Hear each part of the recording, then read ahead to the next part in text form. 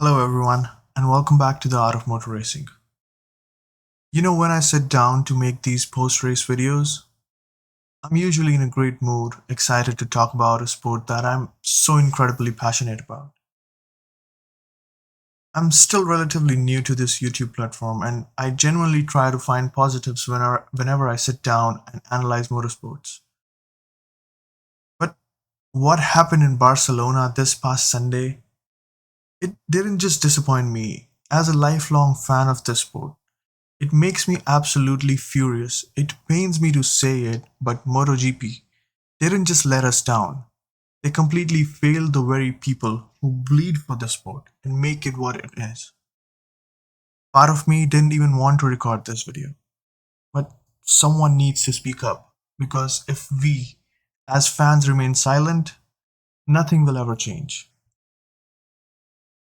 If you haven't watched the race footage, I'm not gonna tell you go hunt it down, because watching it unfold on my TV from the safety of my sofa, it gave me literal chills. Instead, let me cut straight to the point of what went wrong on Sunday.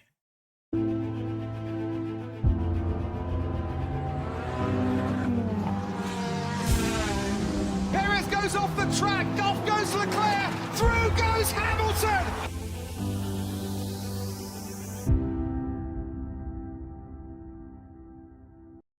Alex Marquez was running a brilliant second on Sunday, hunting down Pedro Costa on lap 12 of 24.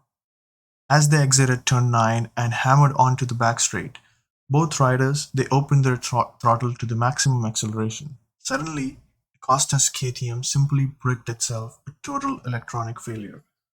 1 millisecond he was at full throttle, the next he had absolutely zero acceleration. The bike effectively shut off at well over 360 kilometers an hour. Acosta, he tried to raise his hand to signal a warning, but they were riding completely nose to tail. Alex had nowhere to go and zero time to react. He wrenched his bike to the right to clear him, but contact was unavoidable.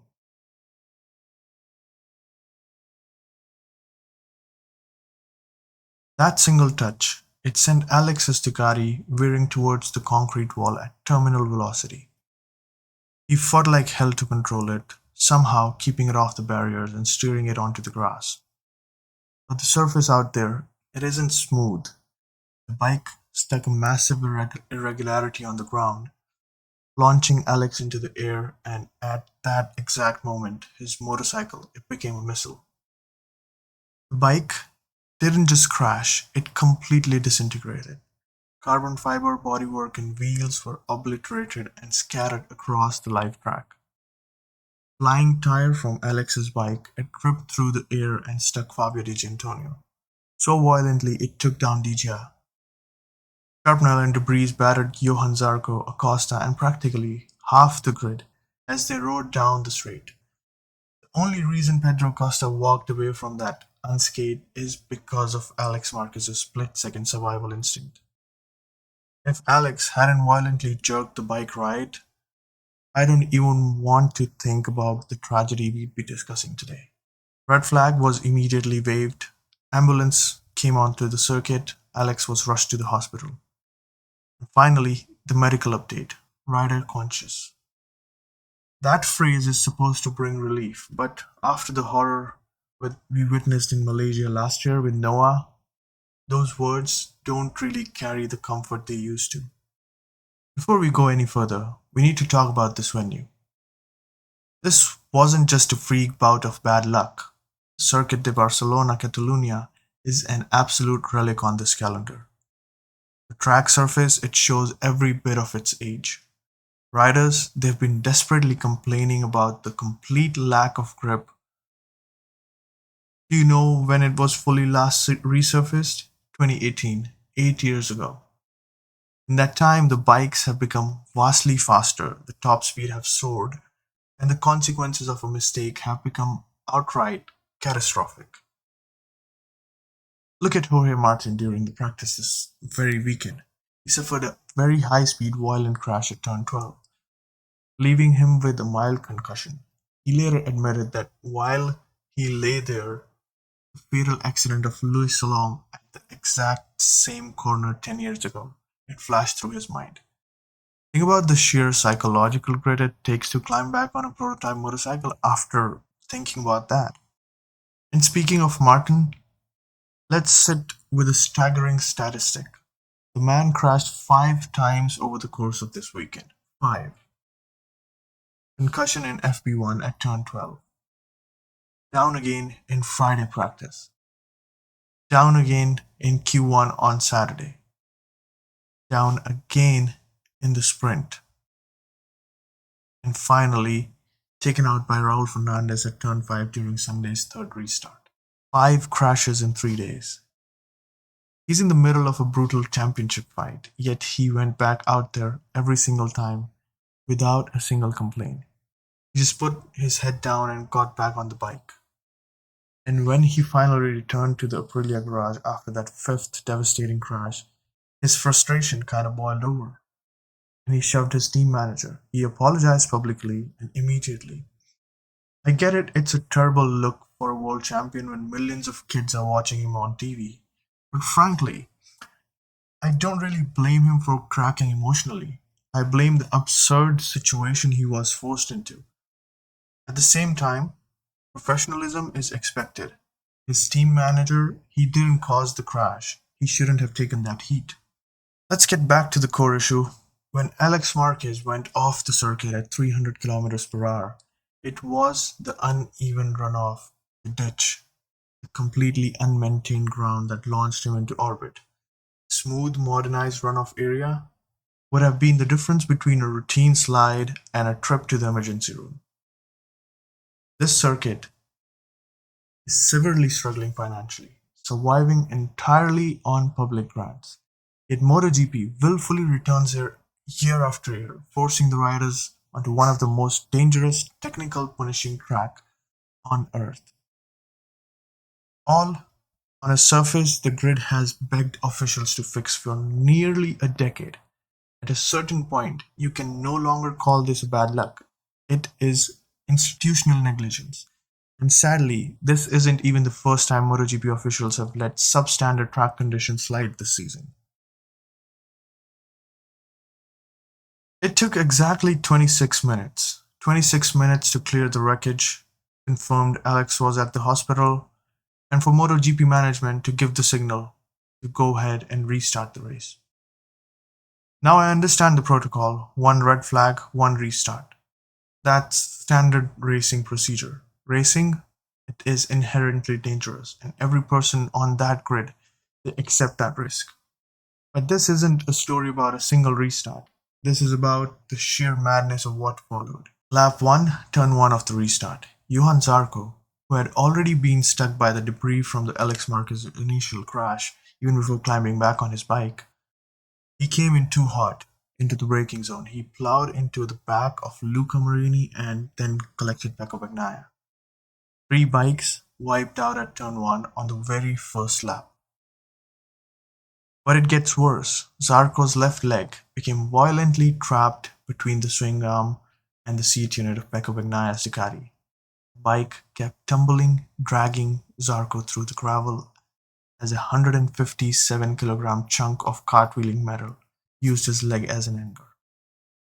Bagnaia and Marini, they immediately ran over, desperately trying to pull his trapped leg free. I'm not going to pretend I wasn't watching the horror show through my fingers. Another red flag, Zarco was carted into the medical center and rushed to the hospital.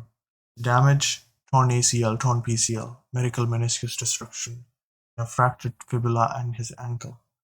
His leg was mangled in someone else's motorcycle, and the fact that he walked away with the only severe ligament damage and a fracture is somehow the good news version of the story.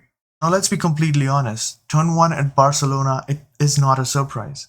It is a well-documented, repeatedly flagged and consistently ignored hazard.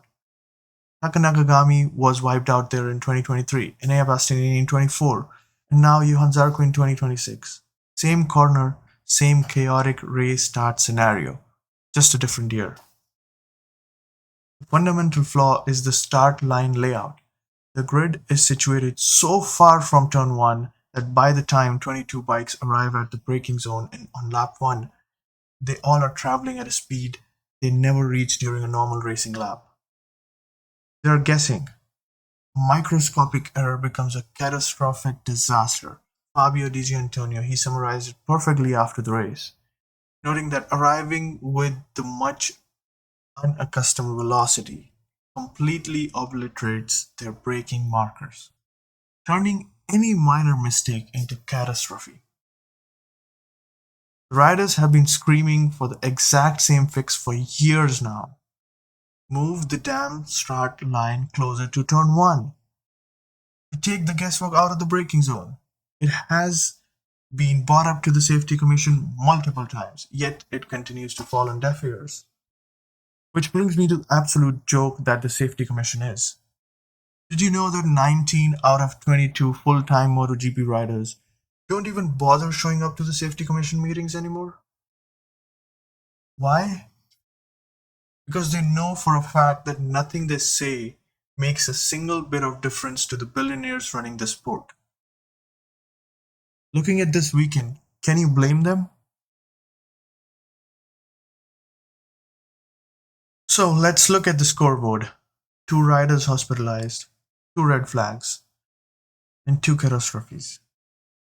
Season-altering crashes within 40 minutes. And what did MotoGP, Dorna, Liberty Media, whoever pulled the strings, decided to do? They said, we are going again. Third restart. 12 laps. The corporate machine demanded the show must go on. Let me be entirely clear about what I am and I'm not saying. The riders who lined up for that third restart, they have my absolute unconditional respect. They knew the risk better than anyone else alive. They had just watched their friends get loaded into ambulances.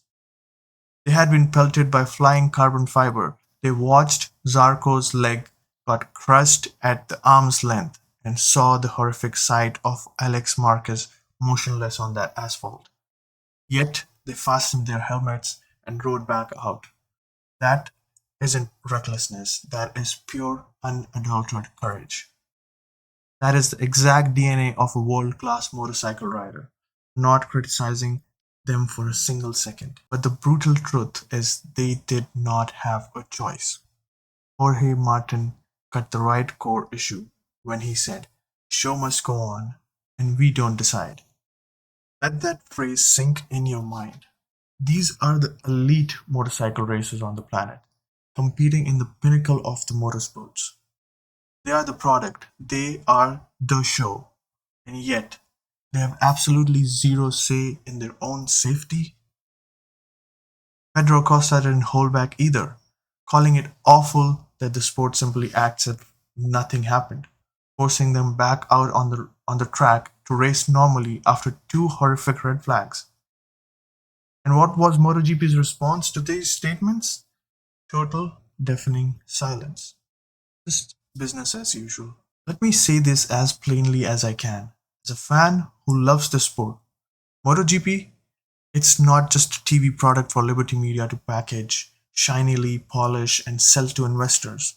This sport is built entirely on the staggering skill and unmatched bravery and the literal bodies of the riders who risk everything for our entertainment. And when 2 of those riders are sitting in the hospital with broken bones and destroyed ligaments, and the immediate corporate reflex is to force the remaining grid back onto a dangerous track for a third time, I'm sorry, I cannot, and I will not defend that. The track surface has been a known hazard for years, ignored. The turn 1 bottleneck has been flagged for years, ignored. The riders boycotting their own safety commission because it's an exercise in futility, when half the grid was stuck by heavy debris from Alex's disintegrated bike. Why did no one mandate they go to a medical center for a simple evaluation? The riders are the sport's greatest asset, yet their well-being is treated like an afterthought. Look at Pecco Bagnaia. On that third restart, 3 laps in, he started experiencing severe dizziness every single time he hit the brakes. His neck had taken a massive impact in the Zarco multibike collision. He admitted afterwards he probably shouldn't have been out there racing. He dragged that bike to the checkered flag, but the fact that a rider was out there competing in that neurological state simply because nobody asked, nobody checked, nobody stopped him. It tells you everything you need to know about MotoGP's safety priorities. And what about KTM? They had several mechanical and electrical reliability issues across all four bikes this weekend. Maverick Vinales, he retired from the sprint. Brad Binder, he suffered a clutch failure in the warm-up lap. Enea Bastianini, he lost power mid-race. And then Acosta had that catastrophic electronic failure. That triggered the entire chain of reaction. Why didn't the stewards immediately demand for an emergency report from KTM? Why weren't they told to park their bikes until they could prove they weren't rolling out hazards to the rest of the grid? Costa, he was allowed to restart on that flimsy basis that his glitch was an isolated incident. Did the stewards actually verify that? Or did they just take their word for it? It was a completely reckless call. There is a massive fundamental difference between racing being inherently dangerous, which every rider fully accepts, and a governing body being entirely incapable of making basic, preventable decisions to minimize that danger. Crashes happen, we get that. But knowingly sending riders back onto a circuit with a decade-old track surface issues and repeatedly flat turn 1 design flaw, while their colleagues are being treated for major trauma. That isn't the perils of racing, that is a total institutional failure. The riders have no formal union, no collective bargaining, and no real avenue to say no. They showed up because they are professionals. And what does MotoGP owe them for that loyalty?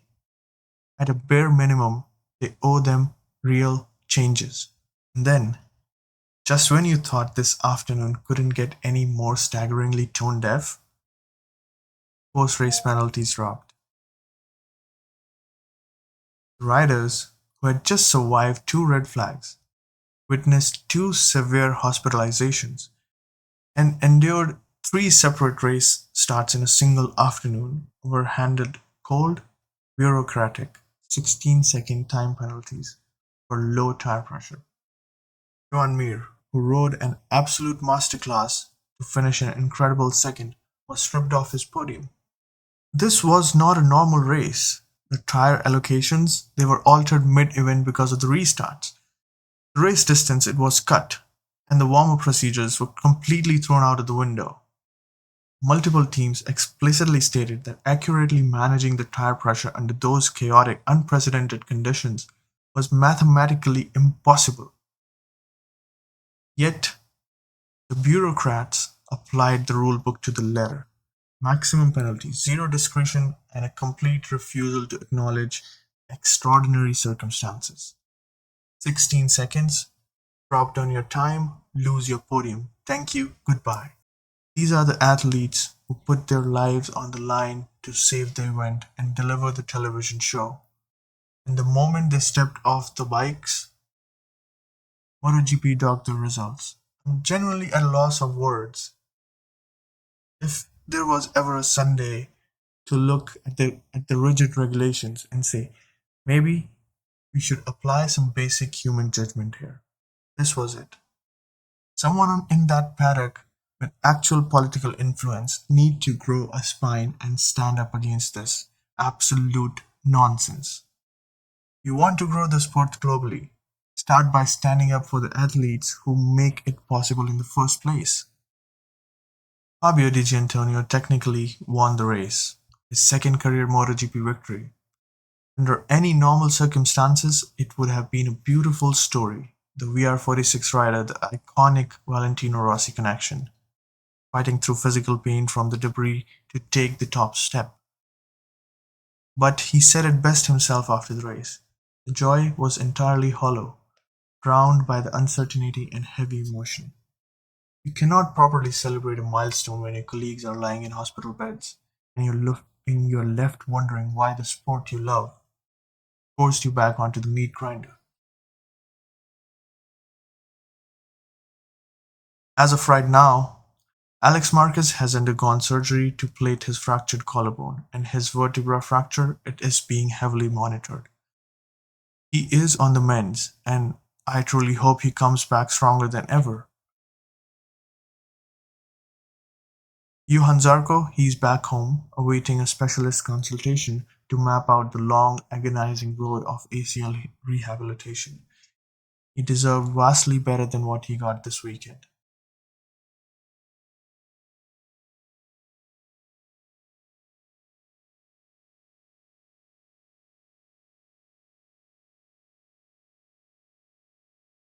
Into MotoGP management, you have to do better.